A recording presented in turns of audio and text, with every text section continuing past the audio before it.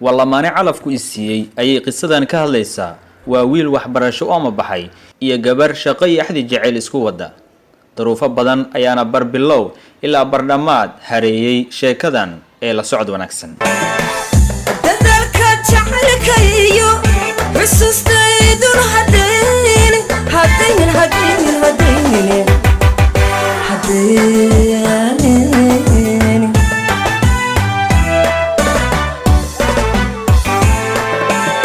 bilowgii hore qoyska inantu waxay diideen inay siiyaan inantooda wiilka ay jeceshahay sabab la xiriira qoyska uu ka soo jeedo waxayna u arkayeen inanka mid aanan u qalmin inantooda arintan ma aysan farxad gelin lamaanaha isjecel waxayna murjisay xiriirkooda inantu waxay ku cadho burburtaa wiilka isna afkiiba juuqda gabay oo wuxuu ku hadlo ayuu garan waayay sanado badan ayaa ka soo wareegay waxayna arintu sidaan ahaataba ugu dambeyntii wiilkii waxa uu dhameystay waxbarashadiisii wuxuuna go'aansaday inuu sii wato tacliintiisa oo dhameysto qaybaha ka hadhay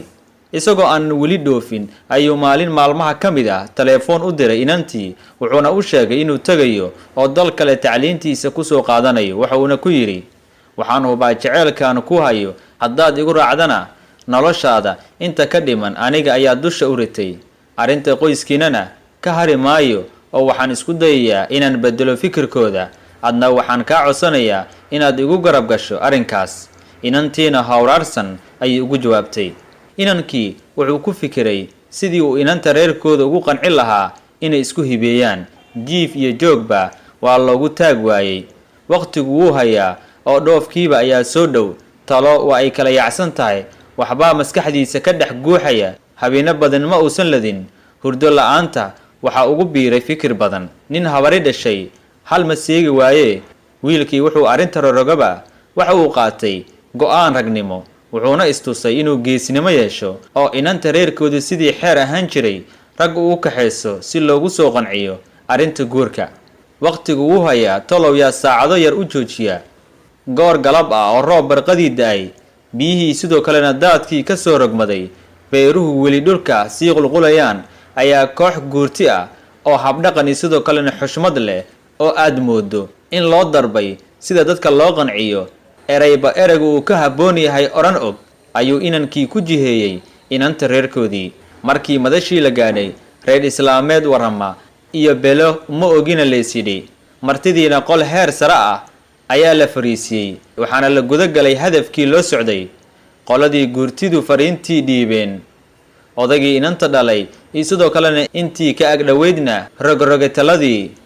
aakhirkiina guddoonay fariintii inantiina waanu idin siinay ayaa lagu kala tegay iyo mahad allah leh sharaf iyo ducaana idinkaga tagnay habeenkii inankii farxad aan horay looga arag iyo dhowl caddeyn qurux badan ayuu ku habeensaday maalmo kadibna waxaa la guda galay xafladii meerka inankii sidoo kalena inantiina halkaas bay ku noqdeen ul iyo diirkeed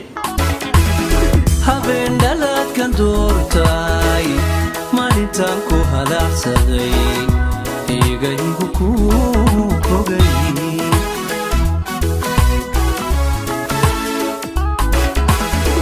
markii hargeysiyo hooban sideeda markii hargeysiyo hooban sideeda heta ku raado hagali gobaatahay inankii sidii ballantu ahayd wuxuu u safrayaa dal kale si uu waxbarashadiisa u sii wato inantuna shaqadeedii ayay sii wadataa sida caadadu ahayd intii la kala maqnaa xiriirku ma uusan istaagin oo waxaa leeyahay halbowlaha dhiiga qaada iyo wadnaha dhiiga qaybiya telefoon iyo dhambaalo wixii lagu wada xiriiri karayba waa la joogteeyey xaalku waxa uu noqday dhoof nooli kulante hadhantaalin caashaqa dhaqsa waan u soo noqon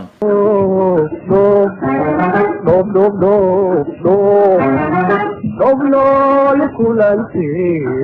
حدن تالين عاشقا سوئين سونغو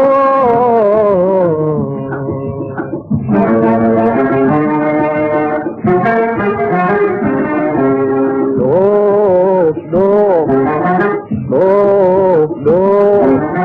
dobnoole kulantee haddan taalin caashaqa dhaqsoo iigu soo noqo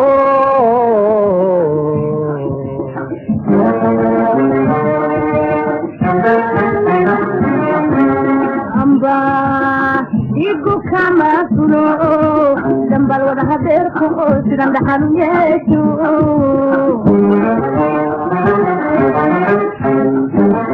amba igu kama fulo dambal wada hadeerko sidan dhaxal u yeesho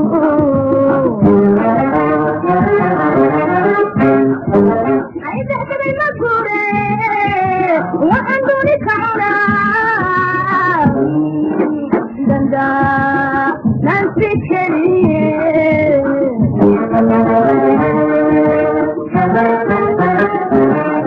inkasta oo duruufuhu kala fogaadeen lamaanahan cusub haddana mid kastaaba dhankiisa ayuu ka ilaaliyey kana xaq dhowrayay axdiga dhex yaalla maalmuhu way isdaba socdaane cishadii timaadaba samaan amba dhiilo mid uun baysidaa waxaa dhacday inantii oo maalin ku socota xafiiskii ay ka shaqayn jirtay ayaa waxaa gaadhigeedii jiidhay oo meel isgoys ah kaga soo baxay gaadhi weyn waxaana inantii helay shil aysan filanayn miir la-aan ayaa u xigay waxayna ka war heshay iyadoo cisbitaalka taalla oo la hareero joogo inantu ma aysan rumaysan waxa dhacay oo riyo ayay u haysatay hase yeeshee markii ay aragtay walaalkeed oo garab fadhiya ayay ogaatay inay shil gashay hooyadeed oo ilmo ka soo shagax tiri ayay indhaha ku kala furtay hadal ayayna isku dayday mise afkiibaa juuqda gabay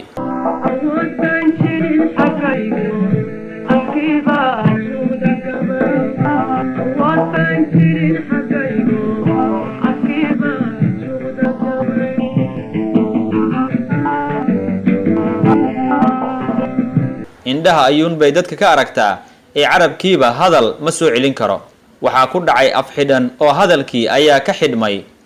dhaqaatiirtu waxay u sheegayeen walaalkeeda in jugtii ka gaadhay maskaxdu ay waxyeeshay qaybta hadalka inantii waxaa ku habsaday arrin laga naxo waxaa u soo galay waa cusub oo aan farxad lahayn waxayna noqotay dhagayso oo ha hadlin waxayna ku gashay muddo badan oo oohin iyo aamusnaana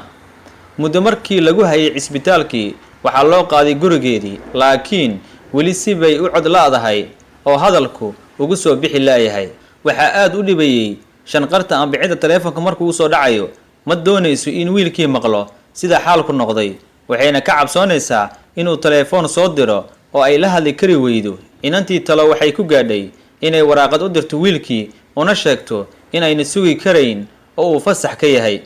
fariintii markii ay gaartay wiilkii ama kaag iyo fajiciso aan horey loo arag ayay ku noqotay wuxuuna isweydiiyey waxa soo darseeyey cusub hase yeeshee jawaab waafi ah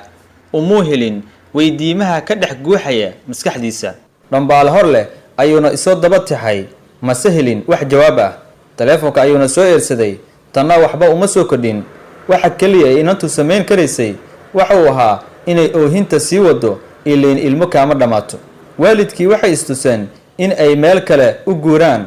bal inay ka soo raynayso oo ay ilaaweyso arrimaha dhacay iyo shilka ay gashay deegaanka cusub ee ay u soo diga rogteen waxaa ku yaalla dugsi lagu barto luqadda faraha la yskala hadlo inantiina dugsigaas ayaa lagu daray waxayna nafteeda ku qancisay inay ilowday inankii oo daadka ku darto warkiisa gabarh saaxiibadeeda ah ayaa u sheegtay in inankii soo noqday ha u sheegin arrinkayga oo iska ilow ninkaas ayay tiri sanad ayaa ka soo wareegay gabadhii saaxiibteed ahayd ayaa maalin loo keenay kaar casuumaad aroosa mise maba laha iyadu ee waxay ku socotaa inanta hadalku ka xidhmay waraaqadii markii ay furtay inantii shilku helay iyada oo gariiraysa oo yaaban talo waayo tan uu guursaday wiilkii waxaaba kaga soo baxay inantii waraaqadii wax la yaab leh talo waa maxay waa yaabkiise inantii waxay ku aragtay kaarka casuumaadda arooska magaceeda oo ku daba yaala magaca wiilkii inanku wuxuu ogaaday wixii dhacay wuxuuna gaari u soo kaxaysay guriga cusub ee inantu ay joogtay iyada oo labadii hablood isweydiinayaan waxa ay tahay waraaqaddu iyo sida ay wax u jiraan ayuu gurigii hortiisa gaarigii ku baakimay albaabka ayuuna deg deg u soo garaacay waana laga furay wuxuuna markiiba dalbaday in la tuso qolka ay ku jirto inantu. markuu soo galay qolkii ayuu faraha kala hadlay isaga oo leh muddo sanad ah ayaan soo bartay luqadda faraha amba calaamadaha, waxaase kuu sheegayaa inaan anigu marnaba ku ilaabin wax kasta oo kugu dhacayba. ii ogolow inaan noqdo codka aad ku hadlayso, waana ku jeclahay. waxaa xigtay faraantigii oo uu farta u geliyey iyo dhoola caddayn qurux badan oo inantu ku jawaabtay. sidaas bayna ku noqdeen kuwii hodmee hoy wadagalee isku waara abid. samraa sidkiisa hela.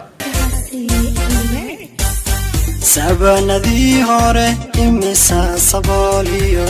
sabanadii hore imisa sabooliyo sabirnimo ku guursaday mantana ku samir qaba sabirnimo ku guursaday mantana ku samir qaba